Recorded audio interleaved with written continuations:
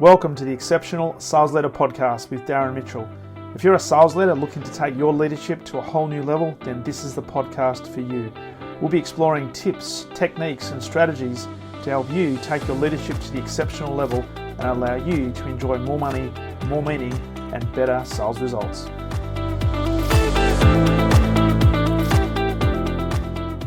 Welcome back to the Exceptional Sales Leader Podcast, and a very special welcome all the way from California in the US, Mr. Wes Schaeffer. Now, did I pronounce that surname correctly, Wes? You did, and I was meeting with someone else just the other day, and we were laughing. Like I love the New Zealand, Australia. It's Wes, so I'm changing my name, W-E-Z. I like the way y'all say that. We say Wes. You probably say Wes. Wes. So if we said no, I'm changing it to Wes. Because if we said Wes, it sort of means to us there's double S. So when there's one S, gotcha. It's Wes as a Z. Very nice. But that's what happens when you're in Australia, right? And when you try to learn English, and some of the English words, when you look at them and try to say them phonetically, it's like, no, that's not how you say it. Well, I'm originally from Louisiana, and English was an elective, so your English is better than mine. Love it. Hey, Wes. What do I say? Wes. Wes. No, you can't change it. Okay, we're going to say Wes. All right, we'll say Wes. There you go, mate. You are the business fixer, and you're also the sales whisperer. A very long and esteemed career in sales, which I'm going to enjoy having this conversation with you. Lots of stuff I want to ask you about human-to-human sales, particularly in 2024 and beyond. Before we get into all of that, love to learn a little bit about you for our listeners in terms of the Wes story and where do you start out? And you don't have to give us, because we've only got an hour, but love to know your early days and what got you into what you're doing today. Man, I was in the Air Force, so I had no preparation for this. I jumped I was 27 years old, got married at 25. We had a baby, newborn, another one on the way we didn't know about. And I left the Air Force to jump into sales, commission sales. And lots of ups and downs, lots of hard lessons learned. But I survived. And, here I am 27 years and 7 kids later. Still flapping my gums and getting paid to sell, to help people with marketing. I started my own thing at the end of 2006 after being in high tech for many years, lots of ups and downs after the .com implosion. Yeah. If I enter an industry, it's a negative indicator. You should short that industry. It's going to implode. It was terrible for me. I mean, literally it was the first week of me being a stockbroker. We had that Black Monday or Black Thursday or whatever in 1997. If you go look it up, huge stock market crash. I went and worked for a mobile home company in sales. They ended up going bankrupt. I went to this high tech firm. They were a high flyer and now they don't exist. Like, oh crap. And I'm like, if it's this chaotic as an employee, it can't be any worse being on my own. So there we go. So was that the catalyst for jumping on and doing your own thing? Do you think there was a black cat moment? Well, it was just, I did well everywhere that I went, but it was chaotic, in June of 2000, I got recruited into this tech company. I was the last of 5, kind of assistant territory managers to be hired. I was the youngest. I was the last one. I was the least experienced because I had none. And I was the last to be let go 4 years later, but I was still let go because the company was just imploding. But, it's like over time, it's like I had 3 states and like a $1.5 million territory. And, by the end, I had like 11 or 15 states and I don't know, a $5 million territory. And because they just kept letting everybody go and just throwing more on your plate. And finally they're like, we got to let you go. and they gave me a 6 week severance, really a 6 week notice, and then like a 2 week severance Yeah. because they didn't want to let me go. And there was a conference coming up they wanted me to go to and represent them. And, but they just kept happening. My next company, the former president of that company became the CEO Okay. of a startup and I was living in Austin, Texas. So he brought me right on immediately. And, I was one of three salespeople in the world. We had 33 salespeople around the world. I was one of three that made my quota, still let me go. Wow. He was gone after 3 years and they were imploding. So like, damn, but I kept investing in myself. If the company wouldn't pay for it, I'd pay for it. And I bought a course, a 12-week class, and I liked the guy and he kind of became my mentor. He kind of laid the foundation for me to go out on my own. And I'm like, I kind of had a knack for it. And, just figured, like I said, it was so chaotic where I was. It really wasn't a big risk Yeah. to try something on my own. Yeah. So it's interesting that you move out of the defense force and into sales and straight into commission sales. I'll be really interested to know because there's a lot of people that sort of change their profession, and a lot of the people you talk with, very rarely does anybody wake up one day and say, "Hey, I think I might jump into sales," or when I'm going through uni, I want to be a professional salesperson. The vast Yeah. majority fall into it. I'll be really curious in the transition you made from the military into commission sales, what sort of development did you get? What sort of mentoring and coaching did you get? Or was it literally, hey, jump in, there's your portfolio, go? Yeah, it was rough. I so I yeah, grew up in Louisiana, went to junior high and high school in Houston, Texas, and I had connections in Houston. I was stationed in South Mississippi around the Gulf Coast, and my dad was in Mobile, which is like an hour away.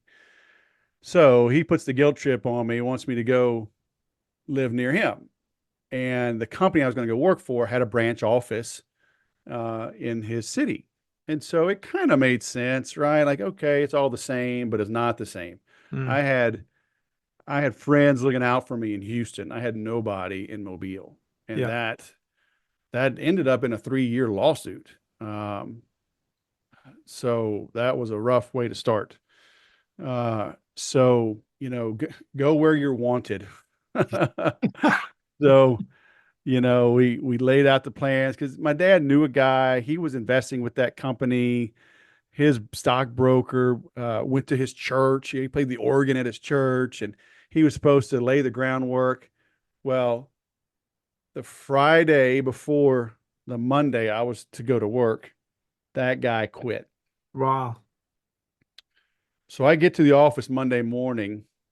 The two managers ignore me. Literally walk in, hey, walk in, waited for their assistants to come in. They showed me around. At the close of business, everybody got in the conference room, 13, 14 brokers, to divvy up the spoils of this guy's book of business that left. I was not even introduced. Oh, wow. I'm this 27-year-old, bright eyed, bushy tail. I'm wearing a suit. I think I own one suit, because you're supposed to get there and just study, right? So you can pass all the licenses. I was not even introduced. And right then I'm like, I think I screwed up. Mm, It was rough, man. Because in the military, right, it's the camaraderie is what you always miss. yeah. I've been stationed there a couple of years. I've been in 9 years in total. So the camaraderie and the family and just to have that just immediately 180 degrees out, it was like, oh crap, what did I get myself into? Mm. And how long did you say you stayed there? 3 years? No, no, I was only there 6 months. Oh, 6 months. We had a little contract dispute. It took me 3 years to win it, but I was unemployed when my second son was born the following April. Uh, because they gave me an ultimatum, sign this, this contract and very onerous. And I was like, They said, sign the contract or turn in your keys. I'm like, well, here's Mm, my keys. So even at a young age, I was pretty cocky and I'm like, you're not pushing me around. Like, I'll go eat dirt before I'll eat shit, yeah. you know? So, um, and so I sued him, had to go to arbitration. It took 3 years, but I won. Mm, Didn't win much, but I won. I proved I was right. So yeah, love it. rough time, rough start. But when you look back on that, are you the type of person that looks back and says, "Hey, all of that stuff that happened, the turmoil, the challenges, being unemployed for a short amount of time, going through that litigation, that sort of stuff. Do you look back on that and say they were good things because it taught me things, it made me more resilient?" Yeah, I mean, it's true. Anything that doesn't kill you does make you stronger. Yeah, And over time, you just get tougher.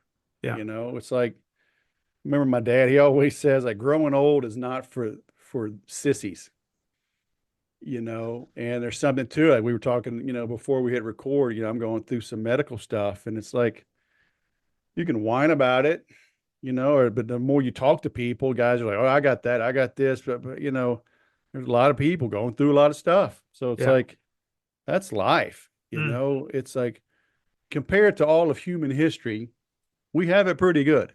we You do. know, there's no saber-toothed tigers, you know, there's no Norsemen coming and, climbing up the hill, storming my front door.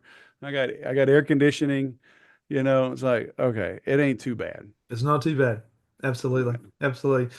So fast forward, the sales whisperer concept. Where did that originate, and what was the? Because I love to delve into, I guess, the meaning behind that and some of the key philosophies behind the sales whisperer. So I was literally watching The Dog Whisperer. Did y'all ever get that over in your part of the world? Yeah, I think we did. Yeah, there's a guy, he's super famous, Caesar Milan. A great story. He immigrated here from Mexico and he was very good with dogs. And he made a show. So, years ago there was The Horse Whisperer. It was a Yeah, movie, I think, with Robert Redford or Paul Newman. I'm getting mixed up. And there's been all kind of whisperers, but the concept is like you're good with the animals, you're good with the dogs. And I remember I had my laptop on my lap. I'm watching the National Geographic channel and watching Caesar Milan. And he said he rehabilitates dogs and trains their owners.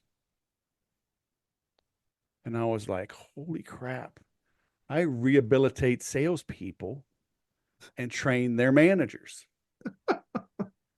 And I went on GoDaddy.com and I bought the name. 10 days later, a guy emails me, asked me if I wanted to sell that name. Oh, really? Well, I was like, no, dude, I just bought it. I said, if you have an idea, maybe we can partner up. But he didn't want to partner up. I said, oh, well. And then like 2 years later, I trademarked it. Nice, nice. So when we're talking about that, rehabilitating salespeople and training their managers, because I love your thought on this, because as a trainer myself, you often get brought into organizations and the sales leader says, "Hey, we need to train our salespeople. They're not performing. They're doing this. They're not doing that." And what's really fascinating is 9 times out of 10, the sales leader is actually not in the training. Oh, yeah. Yeah. I'm like, oh, you want me to like drop them off like a daycare? You want me to just fix them That's and right. give them back to you? I tell them, what if I fix them and I make them better than you? That's it. Then what happens? Ooh, they don't like that. So, so when we're talking about this, because I love to delve into some of the key principles behind that. So when you're talking about rehabilitating salespeople, all right? Because I'm very big on human to human, the fact that people do business with those who they know, they like, and they trust. And even with the advent of things like AI, people are still wanting to do business with human beings, right? So, what are some key overarching principles that you lead with when it comes to training sales leaders, but also working with sales teams that help them drive better results, but hopefully then become more sustainable? It's a tricky, delicate subject, right? Because most sales leaders were plucked from the team. They were a high performer. Maybe it was luck, right? Maybe it was right timing. Maybe they were good. Mm, But the attributes that made them good, aggressive, competitive, lone wolf, those are not necessarily the best attributes for a sales leader, right? Um, and so, and they probably figured it out on their own because most salespeople have not had sales training. yeah. Most have had product training. Mm, That is not sales training. Uh, if they get some sales training, they probably didn't like it. It was probably a little outdated, out of touch, um, color by numbers. They didn't feel like it applied to them. So in one ear, out the other. So so now I've got to get a sales manager and get them some training they maybe didn't even know they needed. Uh, get them training from a different approach. If they're bringing me in, they admit something's wrong, but mm, rarely do people say, "Oh, I'm the problem," right? It's like something else is the problem. Like, you might be the problem. yeah. So, and now we're going to create something and teach the team some new methods that the sales manager never ever showed them. So everybody knows I'm the one coming up with this. Okay. So I've got to make it, I've got to help that sales manager save face, Mm, and truth be told, sales managers, they get a lot on their plate. And their number one job, believe it or not, is not to train their people. yeah. So I help them save face, by admitting the truth. And the reality is they're under pressure from above. They've got to bridge the gap between sales, marketing, HR, operations, finance. So they're doing a lot of shuttle diplomacy, right? They're massaging the CRM. They're getting the numbers to the upper management, and so they need some help. Mm, And so it's not a knock on sales leadership to get some training for their people, because I just say, well, what if I bring you in and you train my people and they get really good and they leave? And I'm like, well, what if you don't bring me in and they're really crappy and they stay? You know, it's like, come on, man. What I tell sales managers, and it's a shock to them a lot of times, but they get it, is that their number one job is to actually recruit. mm. And that shocks a lot of them. But are college sports a big deal where you are like they are here? Not as nowhere near as big because I mean, we look at college football and college basketball, and you guys fill stadiums, right? Yeah. Our college system at a lower tier, you'd get two men, maybe a couple and a dog that look at them, right? Yeah. So it's Okay. the yeah, But you understand the concept, right? Like college is big business here, yeah, college sports. yeah, And so and the big sport is football.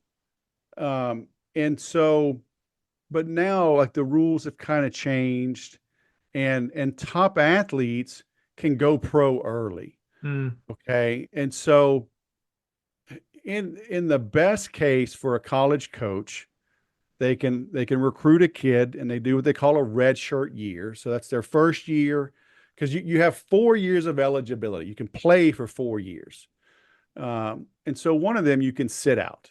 And usually they'll get a new kid and let them sit out for a year, let them get bigger and stronger, let them learn the program, because it's a lot different going from high yeah, school to college. And then ideally they stick around for 4 years and then they graduate and they go to the pros. But there's too much money.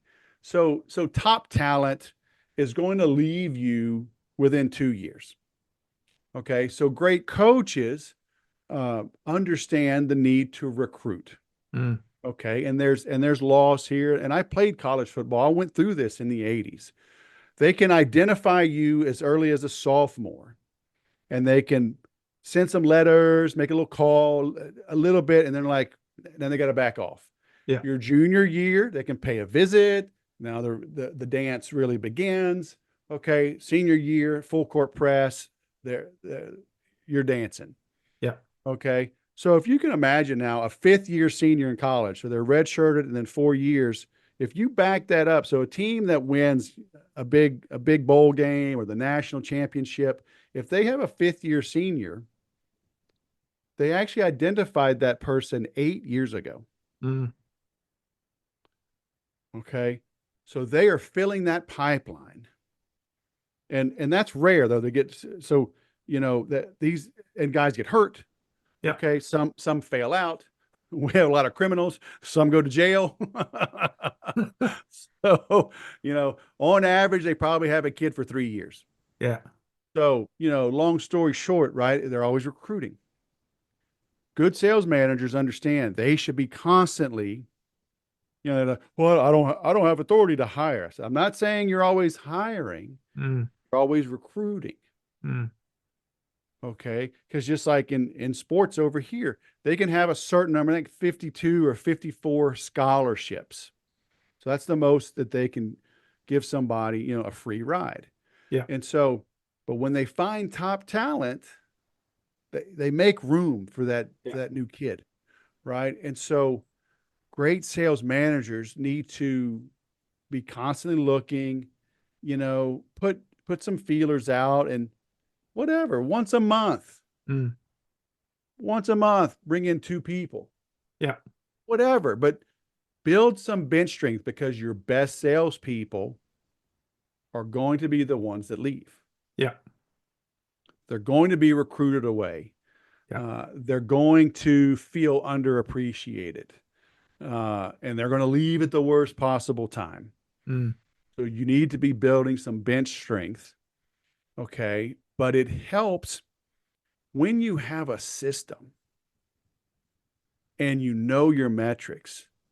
Hey, here's what we do. You make this many outbound calls, this many emails. We're generating this many leads. We're generating this many sales qualified and marketing qualified, MQL, SQL, top of funnel, middle of funnel, bottom of funnel, whatever. When you've got that all dialed in, say, here's what we expect out of you. Every day you're going to do this. Every week you're going to do this. If you hit these activity numbers, you will hit your targeted earnings. You will surpass them. You will make 100,000. You will make 200,000. But very few have it that dialed in. Yeah. So now they're hiring magicians. Mm. And those people cost money, right? Henry Ford was able to drive down the cost of the Model T with the assembly line, right? Mm. And he learned that from the disassembly line. He was at a meat packing plant, I think in Milwaukee, and he saw the carcass on a hook coming down, and each guy stood there with a special knife, and they made one cut, and it went to the next. Before the assembly line with cars, 2 or 3 guys would get together and build the entire car. Mm. So they had to understand metal and wood and transmissions and engineering. So the car was astronomically expensive. Yeah. When he put it into systems, hey, when this comes here, tighten the bolts on the tires. Okay, boss. Next. Brought the cost of the car down I think 70, 80% or something. I think it was like $3,500. He brought it down to like $700. Yeah. Okay. Something like that, right? When the average salary was like $700. Yeah. So the same thing with your business. If you have tight systems, you can hire more affordable salespeople, Mm. right? Because it's like, I don't need you to be a wizard. I need you to execute the plan that we put in front of you. Yeah. Okay. But very few companies are that dialed in. And very few people, as you were talking then, would actually look at bench strength. They don't do the recruiting. They simply look at what's in front of them right now, and they've got to focus forward on, we've got to hit this month's target, this quarter's target. And then somebody leaves and they're frantic. Who do you know? Hey, everybody, we're giving $1,000 bonus if you bring in somebody that we can hire and they stick around 90 days. Oh, well, good luck with that. That's why there's such turnover, right? That's why there's all this pressure and it's a mess. Doesn't have to be a mess, but it's a mess. It is. It is. So let's talk about the fundamentals then of selling. So if the number one role of a sales manager is to do recruiting, and but they've also got to make sure that the hygiene of the business, they've got the systems in place to make sure that the culture is hopefully humming.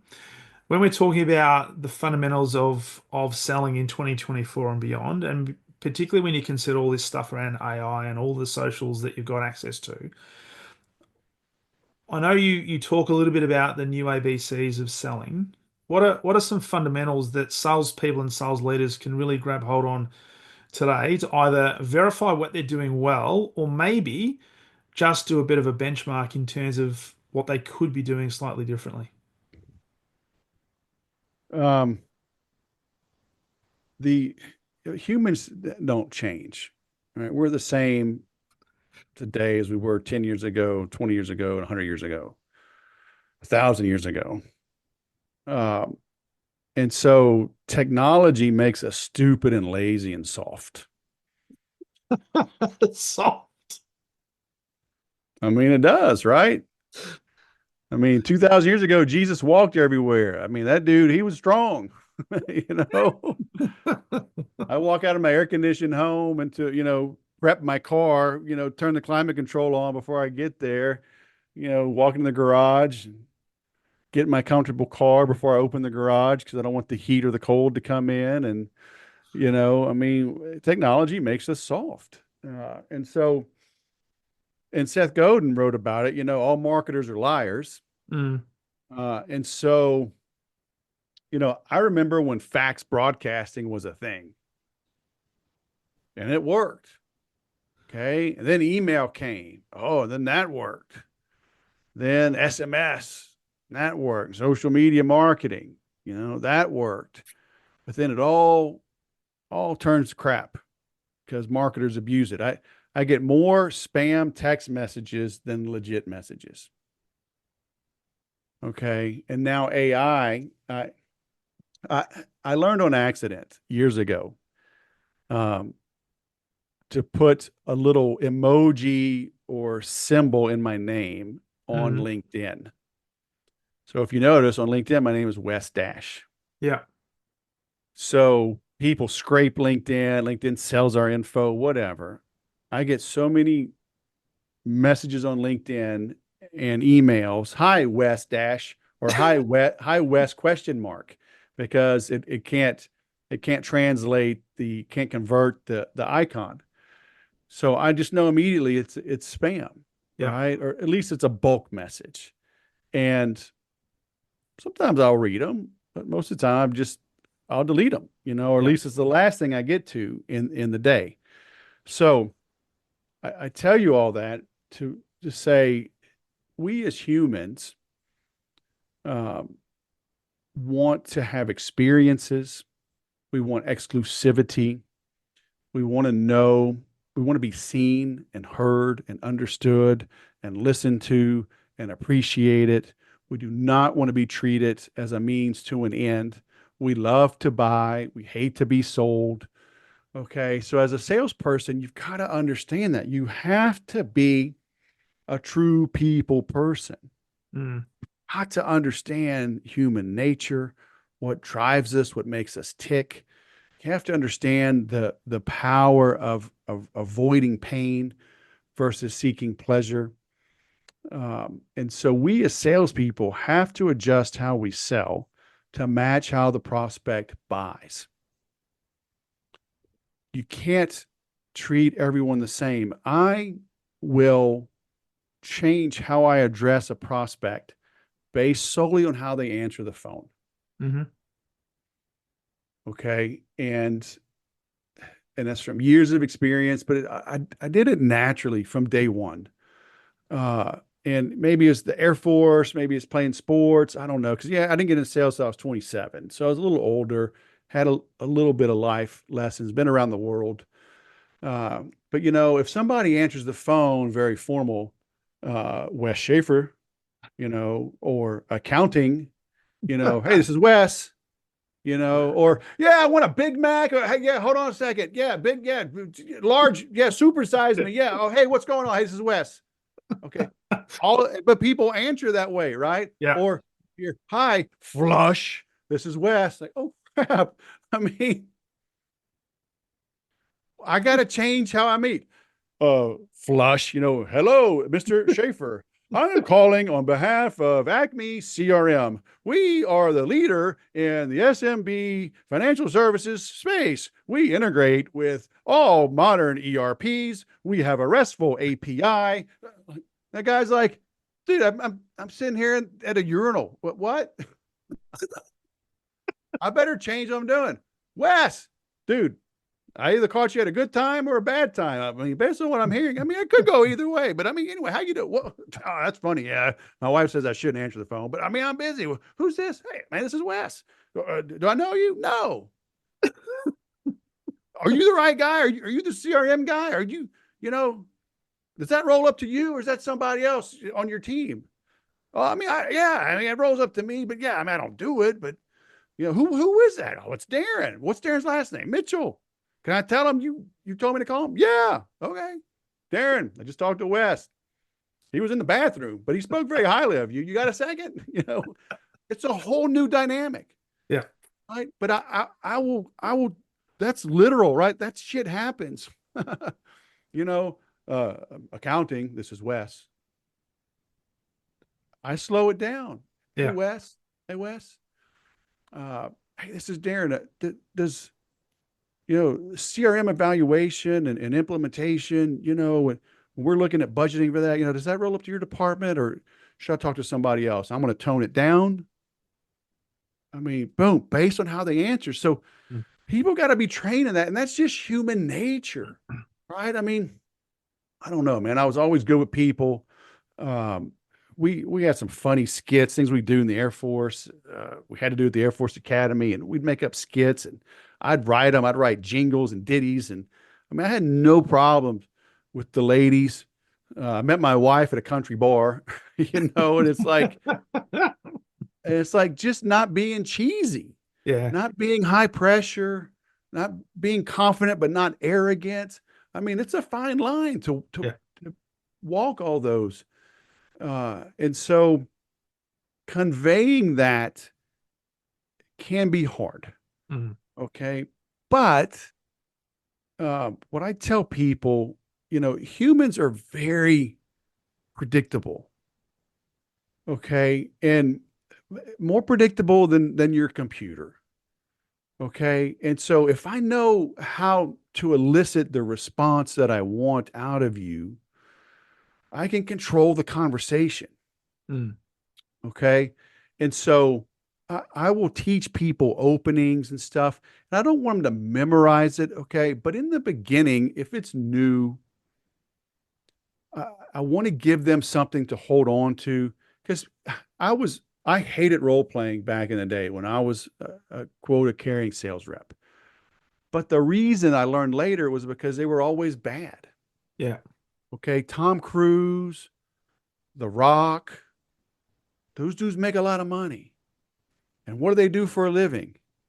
They read a script. Yeah. Okay. Oprah makes pretty good money. What does she do? She asks questions prepared in advance of interesting people. Okay. So when I give them a good script, because when people are nervous about speaking, the reality is when you give them a good opening and a good closing, assuming it's a topic they know about, the middle, they can just go with the flow. Yeah. But when you know how to open and you know how to close, you can be yourself.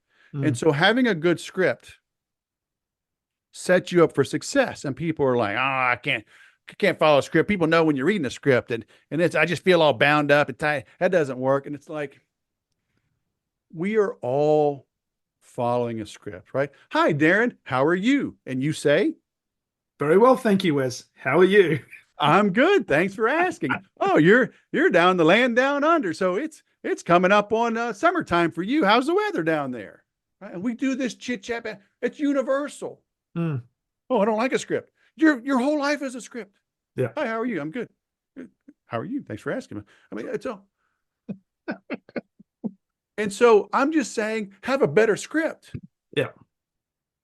you know, because to stand apart, you have to be different.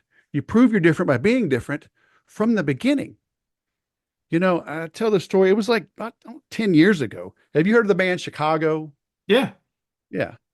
I was fortunate enough. I met the lead singer, Jason Scheff. So he replaced Peter Cetera in the 80s, right? He came to a conference. He bought my book. He bought my Infusionsoft book. And we stayed in touch. He came on my podcast and he came to my town. He gave me tickets, backstage passes. Nice. And so I had never heard these guys. Some of their founding members are as old as my dad. Wow. Okay. And so they've been singing Saturday in the Park, for 50 years, literally. And so to me, that was the first time I ever heard them. And they are professionals Yeah. and they showed up, right? Because they say, an amateur will practice until they get it right. A professional practices until they can't get it wrong. Mm. These guys had enough pride in their work that they showed up and they were immaculate. Yeah. This was 10 years ago, but still, these guys were in their 70s back then. And so imagine 50 years of singing the exact same songs in the exact same order. Yeah. Okay. A professional knows that's what people are there to see. Mm. I didn't come there to see them play. Hey, I saw a YouTube video. Today I'm going to try playing the harmonica for you. Like, can I No, get a refund? that's it. But that's how salespeople want to be. I'm like, no, you're going to read this script. You're going to internalize it. You're going to own it. Okay. Because it's going to work, Mm. and if you do, you will make money. Okay. Now that's what I bring to the table. Sometimes it's a tough sell, but if they stick with me, I'm like, I will show you how this works. Yeah. I'll give you the keys of the kingdom. Um, but you got to have the discipline, to do it. And it's old. You've heard the Bruce Lee, I don't fear the man that knows 1,000 moves. I fear the, 10,000 moves. I fear the man that, has practiced one move 10,000 times. Yeah. It's a cliche, but cliches are based in the truth. Yeah. I've done jujitsu now almost 8 years. We do the exact same warm up every day. I go 6 days Mm. a week. It's the Mm. same warm up. Yeah. Yes, I get tired of it, but every one of them is for a reason. You need a Yeah. strong core. You need certain basic movements that are like ground balls in baseball. Go scoop Mm. them up. Mm. Go out and play fungo. Yeah. It's throw it at the target. Boom, boom, boom, boom, boom. You have to catch the ball. You have to throw the ball. You have to hit the ball. It's the Practice it. fundamentals. The fundamentals. Fundamental. So much, right? Like my instructor, he beats me still to this day because he's better at the fundamentals. He has Mm. never, ever, ever in 8 years beaten me with a fancy move Mm-hmm. ever. And this is literally the world champion. He was number one in the world for his age and weight class in like 2018. Bet number one in the world. And he's a lot smaller than me. Fundamental. So everybody thinking AI is going to save them, you are wrong. Mm. As soon as I feel like you're treating me like a commission, like a means to an end, I hang up. I Yeah. block people. I get these automated messages on LinkedIn. I just unfriend people. I just remove Yeah. the connection. I Yeah. don't even give them any feedback. I'm like, I'm done. I got other things to do. You know. It's crazy. And as you were talking, you mentioned The Rock and Tom Cruise. The fact that they do the fundamentals so well, it sounds like they're doing it for the first time. It doesn't sound scripted. And so when you practice, when you rehearse, when you know it so well, you can actually have the conversation. It can be genuine because you don't have to think about what to say because it now comes from a Yes. connection you've built. You're actually more relaxed, right? Yeah. I mean, look, let's say I blindfold you, Mm. I wake you up tomorrow morning, wake you up at 6 a.m., it's still dark. I bet with 95% accuracy, You could go to the bathroom, brush your teeth, shower, do your hair, probably even pick out your clothes with a relative certainty Yeah. in the dark with your eyes closed, right? Yeah. 100%. So maybe even go down, make your coffee, get breakfast started, right? I mean, routines free us up Mm. to focus on more important things. And you see like Steve Jobs and Zuckerberg, they wear the same clothing. Like there is a thing about decision fatigue, so the more you can tighten things up, streamline them, yet still bring the passion and the energy. Okay, like dad jokes are a thing, and I've always been a jokester. I've always told jokes, and now being a dad and now a granddad, I love dad jokes, right? And it doesn't matter. I tell the same ones when I meet a new crowd. I give the winners, Yeah. right? I bring out the tried and true. It's a script, right? But I know it's going to get the response that I Yeah. want. Yeah. So the same thing on the phone, right? I know how they're going to respond, And so because if I call you, hey, Darren, how are you? Oh, you're going to look at the phone. Oh, why did I answer this phone? Right? Or, if I'm just a dumbass, hey, Darren, what kind of accent is that? Are you like this, like South African? What is this? You're like ugly American, ugly American, like, so we can stack the odds in our favor or not, Mm. so have have enough pride in your craft to be good at that, right? And it's Mm. words. It's Mm. words. It's understanding what people are looking for. What makes people do what they do? Mm. You've got to understand that and then give them what they want. And Mm. in most people it's to be heard, to be seen, to be understood, be listened to. I mean, most people, they're not, man. They're running around sad and angry and dejected. It's why they yell at each other on social media with strangers. You know, it's like they're just sad, miserable people. Now you call them and you want to bully them. No. Ask good questions, let them answer. Mm. Listen to understand instead of listening to respond. Yeah. And Powerful. and things will get so good for you. 100%. So with that, what are the five? Because I know you've got five proven steps to make every sale. So what are the five key things? So we've talked about human to human, listening, asking great questions, being prepared, doing a role play to the point where it sounds normal, and you just be yourself. Have a good opening, good close. Um, five proven steps to make every sale. Because um, people might think, hey, can you make every sale? And it's actually quite possible if you've dialed it in, you've got the right customer you're talking to. Well, yes and no. The concept behind that is what I say is to make any sale, you must make every sale. Mm. Because in any ultimate sale, there's a lot of baby sales. So like I mentioned, I met my wife at a country bar, right? So, days before I made sure I did my laundry, right?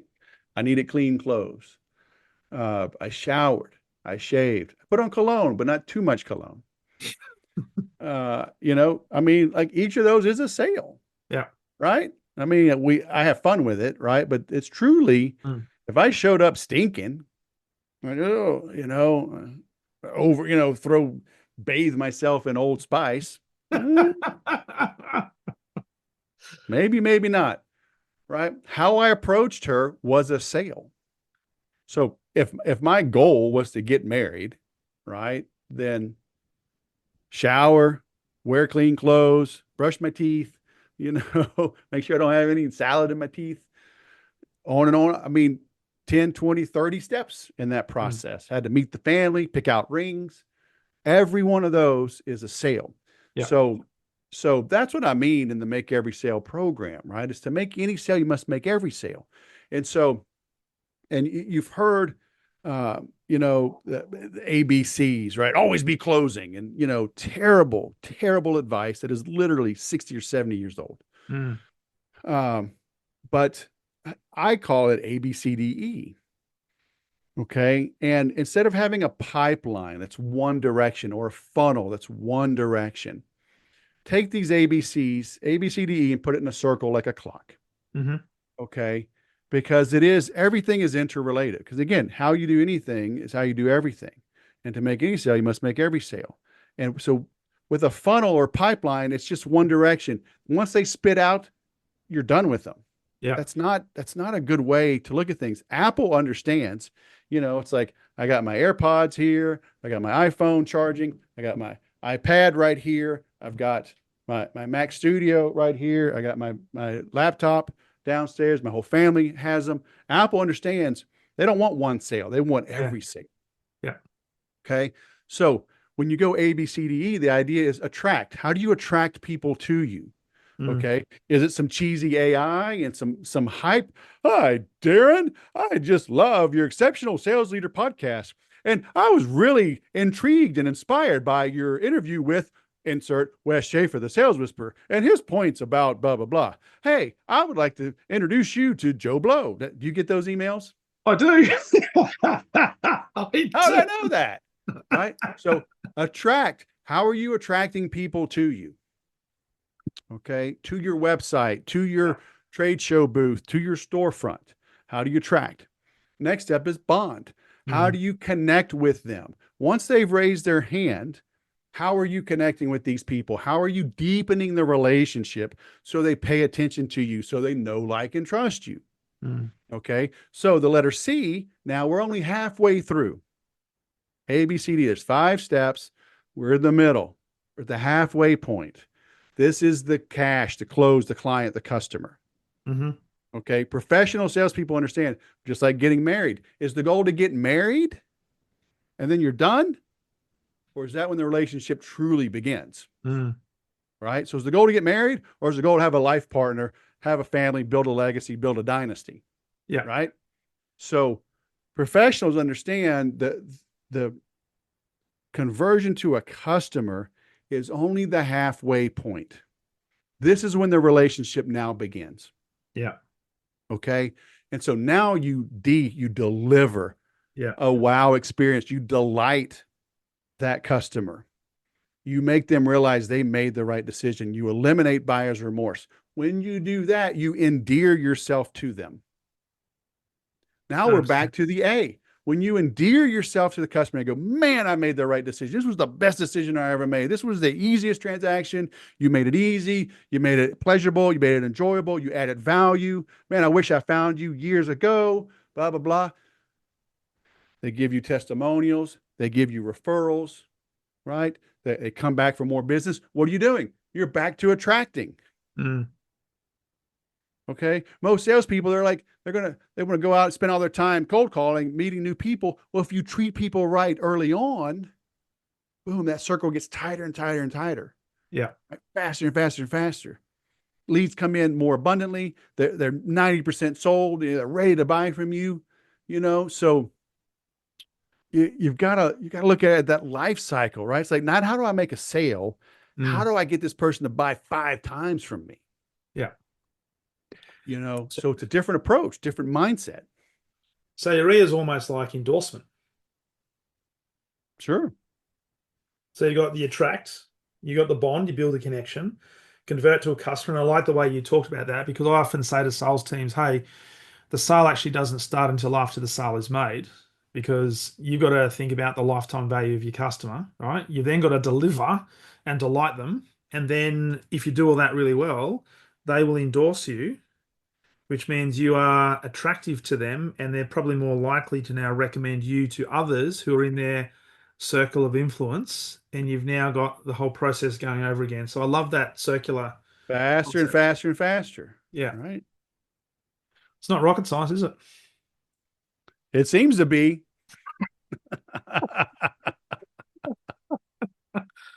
Well, that's the great thing about about sales that there's so many people out there that like to overcomplicate it. And you talked about it with jujitsu, if you focus on the fundamentals and you repeat the fundamentals and get really good at the fundamentals to the point where they become almost automatic, but you never take them for granted, you're still focused in on what the key disciplines are, then you'll almost be unstoppable.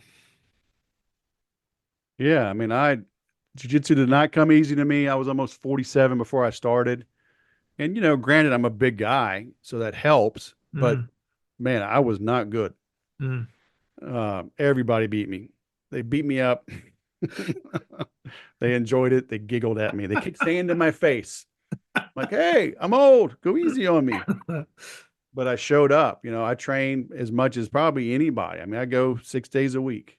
Mm, Um, and I have this muscle memory now. And I tell people, it's like there are guys that are intellectually better than me. They know the science, they can explain it, but it's like I have very good reflexes. yeah, Just putting time on the mat, just getting after it, getting after it, getting after it.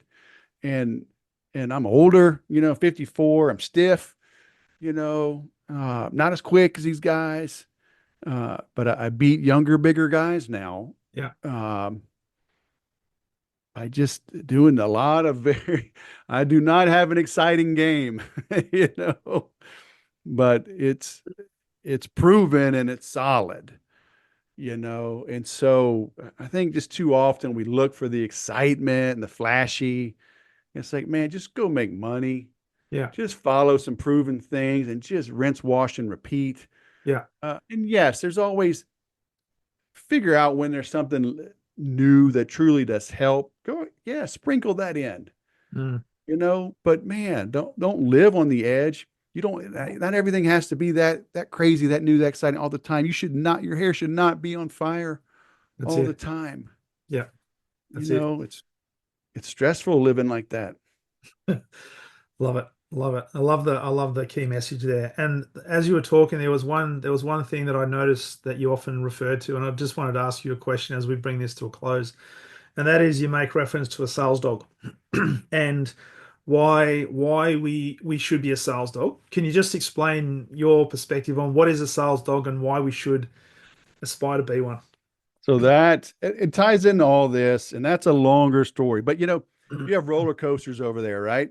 Yeah, And that initial big hill, you hear the clank, clank, clank, clank, clank. yeah. So that clank is what they call a chain dog. Okay, so there are ratchets, there's gears, and so as the cart is pulled over, and there's just a metal bar, so it Hmm. goes over the gear or the step, and you're hearing the metal clank basically lock into place.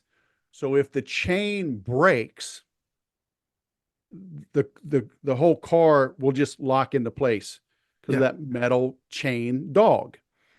Okay, and so I I created that for the concept is I when you're dealing with a prospect, there's a lot of unknowns. And a lot of salespeople will say, "Oh, the last minute, I get this. I want to think it over. I need to run it by my boss. I've got to run it by my accountant, my attorney, my dad, my partner. Um, oh, we're not sure if it's in the budget. Oh, we're not sure if we have time to implement it this month, this quarter." So mm, there's only a handful of objections you can get, yeah, depending on your industry. If is it software? Is it compatible with this? Is it Sarbanes-Oxley, HIPAA compliant, whatever? Okay, so a handful of things. So my concept there is I want to take away, as I take away an objection, like, hey, Darren, thanks for agreeing to schedule some time to meet. Hey, when you're considering something like this, when you're considering bringing in a trainer, when you're considering a new CRM package, like who on your team do you bounce these ideas off of? Who do you mm. run this by? Oh no, it's all me. Okay. Okay. Okay. Clank. Yes. Down. You might be lying, but down the road, if you come up, okay, thanks. I just need to run this by the team. Whoa, whoa, whoa, Darren. What am I missing here, man? Because on October 8th at 6:05 p.m. Pacific, I asked you about this and you told me you were the guy. What changed? Yeah, Okay, because if you know Oren Claff, Pitch Anything, right, he Yeah. talks about frames. So the moral framework. I am catching you in a lie. Mm, Okay. So I want to, the clank, clank, clank is authority. It could be your BANT, right? Budget, authority, needs, what's the other timing? on. What? Yeah. Yeah. So whatever acronym, boom, boom, boom. Money, authority, clank, clank, clank, clank, clank. Once I uncover all the potential issues and address them, Mm, the sale should be a foregone conclusion. should be. Okay. So that's why, I say, I want you to be a sales dog, understand the steps and begin to uncover them. You say, hey, you know what? I kind of lead this, but yes, I've got two others on my team. I've got my sales manager. I've also got my IT director. I need them to sign off on anything. Okay, Mm, fair. And the financial side, they've got to approve it. We've got to meet the budget. Okay. Uh, when should we bring them into the conversation? yeah. So okay, then next, hey, and people say they want to hold off on money and stuff. Like, I want to discuss this very early. Okay, if somebody's calling me, like, well, hey, what's your budget for this? Oh, money's no object. Liar. Okay. Because but you gotta come up. We can't just call them a liar, right? Say, Yeah, of so course. I'll make fun of it. Go, money's no issue. Great. $5 million it is. I'm your guy. You can do whatever you want to me. Well, not 5 million. Okay, so what are we talking now? And again, they don't necessarily want to answer. So what are we talking? 500,000, 100,000, 50,000? Like what are we talking? Oh, Mm, no, I wish I had 50,000. Now they'll give you a number. I mean, we'd like to be around 25,000. Okay, no sweat. I can work with that. But now if my software is truly, this is a large enterprise, this is a, $600,000. Like, dude, really? yeah. Are we on the, I don't know if we should be having this conversation. I think there's a Yeah. mix up. I want to get money out of the way early. Mm, Okay. So clank, clank, clank, right? Hearing no early is a win. yeah. If I get on a plane, fly all the way across the Pacific to come meet with you, and you're like, $600,000. I thought this was like 10 grand. You're That's on the my plane fault. back home again. That's my fault, right? I mean, Yeah. that's bad. That's Yeah. bad, bad. Yeah. So, you know, push and uncover all of these issues early on. Well, I'm not comfortable answering that right now. I mean, we just met and I'm not even sure we want to go with you. Say, fair enough. But you know, before we go much farther, I mean, I just don't want to waste your time or my time. Yeah. You know, it, and I understand you probably got burned in the past, right? You've probably got some vendors right now breathing down your throat trying to get that Mm, deal. And the last thing I want to do is have you cringe when my number pops up on your caller ID. mm, I'm not going to hassle you. I'm not going to hound you. But I'm also not going to do some detailed proposal on a wing and a prayer. yeah. So if you respect my time, I'll respect yours. But I mean, at least ballpark, what are we talking? Mm, I got packages $400 a month. I got packages $100,000 a year, and everywhere in between. What are we talking about here? yeah. I mean, you gotta learn to chip away at these things, right? You can't brush that in. Oh, it's okay. Totally, I totally understand. I get it. It's so early, no sweat. Then they go, hey boss, hey kid, how'd it go? It went great, Darren. Man, they really budget's no issue, and we really got along fine. And they really liked me, and this is like a 90% done deal. What? What? I'm like, I got 90% says you don't close. I got 90% says they don't even return your next call. And you're putting this on your pipe. You're committing to this? Whoa. Good luck with that. Yeah. So I've that's seen the that. theory behind the sales dog. Love it. Love it. I've seen that. I've seen that so many times. So, Woo. hey, this has been an awesome conversation. I am conscious of time as well, given it's probably I don't know, is it beer o'clock for you in your current state? It is, man. But like I said, I'm getting old. I can't drink like I used to. So maybe some green tea. Yeah. Can't eat gluten. can barely drink. Man, it's getting old for the birds. But I'm a good fighter. I'm a better fighter than I was 10 years ago, but I can't drink like I used to. Nice, nice. No, that's all good. That's all good. So, hey, I really appreciate you jumping on the podcast, Wes. So, for people who wanted to know more about you and connecting with you, and learning more about Sales Whisperer and the work you do, where's the best place for them to do that? Yeah. So after 18 years, I realized people can't spell the sales whisperer. So I got Fixer Wes, fixerwes.com, because the reality is I work with folks, across the board in their business. And I fix what ails you. Maybe it's sales, maybe it's your technology, your CRM, maybe it's your cadence, your copywriting, your marketing. And so fixerwest.com, and that'll take them to my website. And, it's me. So if you hit me up on chat, if you text, whatever, it's me. I'm not running that through assistants or VAs. And so if I can help, if you want to talk about it, I've got a link to my calendar, free call, Cool. and let's see if we can work together. Nice. Awesome. And I won't give out your LinkedIn address because it's Oh, you can. They can message me if they've heard it here. Well, you can get my email from my website. So I just make people do a little bit of work. yeah. And if you're gonna and look at okay, so I'll put the LinkedIn link there as well. Sure, But I sure. will say that if people wanting to connect with you, which I highly recommend they do, make sure you get hold of your email address and make sure you do a personalized invitation as well because Yeah. it goes a long way. And I'm everywhere. I'm on Twitter or X. I'm on Instagram, and comment on one of my posts. Hey, how do I reach you? I'll DM you. I'll hit you back and give you my info. And I'll send a connection request to you. So, Nice. no, And the no other thing sweat. before we leave, you've also got a podcast called the Sales Podcast as well. Is that would be on all reputable podcasting platforms? It is. Yeah. 11 years now. Just published 681st episode. Nice. So yeah, alive and well. Awesome. I'll put that in the show notes as well. So, hey mate, terrific opportunity to have a chat to you, and thank you so much for adding so much value. Lots of gold today, so I've taken lots of notes, and it just reinforces the good stuff we're doing collectively in the world around sales. So Yeah. it's good to connect and keep up the great work, mate. Thanks for being a Hey, guest on man. the Exceptional Sales Leader podcast. Thanks for having me. All the best. Cheers.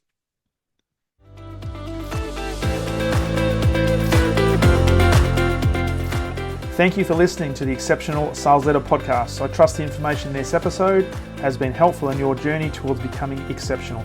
And remember, please take the time to rate the show, subscribe to the show so other people can find it. But also, if I can help you, jump on my calendar, go to leadwithdarren.com and let's have a conversation about how I can help you along your journey to being exceptional.